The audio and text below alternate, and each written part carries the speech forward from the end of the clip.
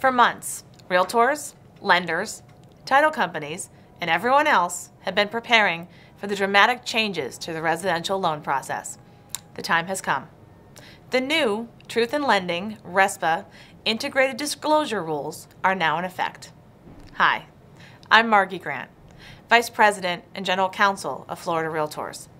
Let's take 5 minutes to review the changes and their direct impact on your role in the transaction. First, be prepared for the new forms that replace the current ones for disclosing estimates and the final figures for a home loan.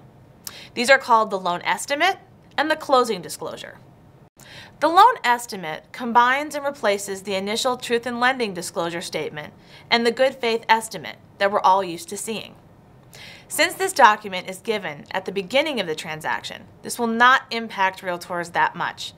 However, it's supposed to contain all charges associated with the transaction, including all transaction fees owed by the buyer.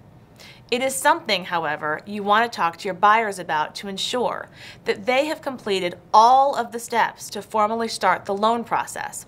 For example, the lender cannot accept any money for an appraisal until the borrower has executed an intent to proceed. Those are magic words, intent to proceed. So it is essential for you to communicate with your buyers about the status of their loans. Both the Florida Realtors Contract for Sale and Purchase and the Florida Realtors Florida Bar Purchase and Sales Contracts have been updated with revisions regarding the new rules. Marked up versions of the old forms showing the changes and a summary of the changes are available at the Florida Realtors member website, www.floridarealtors.org. The URL should show on the screen. Now let's talk about the new closing disclosure form. This document combines and replaces the HUD-1 settlement statement and the final Truth in Lending disclosure statement. The closing disclosure looks completely different from the HUD-1. There are no line numbers, and the closing disclosure must disclose all costs and is supposed to closely resemble the figures on the previously issued loan estimate. This form is considered confidential, so you will only receive a copy if your buyer shares it with you. It's more likely that you'll review a closing statement and that the closing agent or title company will prepare for the parties to sign at closing. That is the document that the closing agent or title company will base disbursements on. So now that you know about the new closing forms and the changes to the residential sales contracts, it's important to understand the new requirements that Dodd-Frank imposes on the use of these forms. The new rules impose responsibility for the accuracy and delivery of the closing disclosures on the lender, not the settlement agent or the title company. Think about how your deals used to proceed. Contract, inspections, adjustments, loan commitment, draft HUD-1 from the title company, and then the closing. If there was an issue on the HUD-1 and a change was needed, the realtor, title company, buyer, and seller would collaborate on the change. This is no longer the case.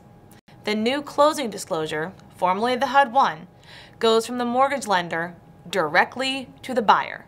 It does not start at the title company, and also gets more complicated with the new mandatory timelines. There's more. The closing disclosure must be delivered to the borrower at least 3 business days before closing. Delivery can be made by one of several methods. However, because lenders must document proper delivery and receipt, it's believed that most of them will send the closing disclosure via regular mail or email. The mailbox rule requires the lender to add 3 days to the expected delivery date.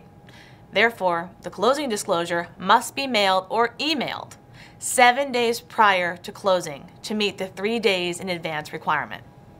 Some lenders may create an online portal and instruct borrowers to log in to obtain it. Whatever way delivery is handled, gone are the days when you will first see a HUD-1, now closing disclosure, the morning of the closings. This timeline changes everything.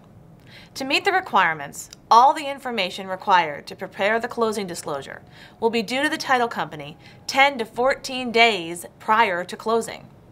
The title company must gather all non-loan related information and send it to the lender.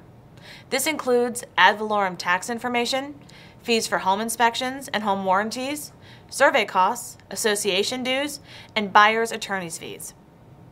This process is new for everyone, so the Realtor has a new role in communicating with all professionals in the transaction to make sure information is submitted timely. Because you must now get all final costs to the closing agent much earlier in the process, you must see that your regular business partners finish their work and finalize their invoices much earlier, and that they understand the importance of assuring that the final invoice matches the quoted estimate. The new rules consider that changes to the closing disclosure will often need to be made between the time it's delivered to the buyer and the date of closing. Generally, most changes will not trigger a new 3-day waiting period. Experts have said that minor adjustments after walkthroughs should be okay. However, if the buyer changes loan products, a prepayment penalty is added, or the APR changes as defined by these rules, then a new closing disclosure is required and the transaction will be delayed. Keep in mind that this is all new to lenders too. Because a lender could face hefty fines for noncompliance, it's possible that if there is any room for doubt about the significance of a cost change, the lender might opt to redisclose, triggering another 3-day waiting period. Taken together, experts suggest that when you negotiate a contract, anticipate an average escrow period of 45 days instead of 30, and avoid stacked closings. You want to prepare buyers and sellers from the beginning that there could be delays. This means a discussion with the seller when you take the listing, so there are no surprises at the end. In the event you cannot prevent a simultaneous closing, it is recommended that a lawyer draft a post-occupancy agreement for the parties to cover the time period of a possible delay. But also reassure your clients and customers that the deal will eventually close. The Florida Realtors Legal Hotline, a service available to all members, is available to help talk you through these changes. Simply contact us at 407-438-1409. I'm going to say that again. 407-438-1409.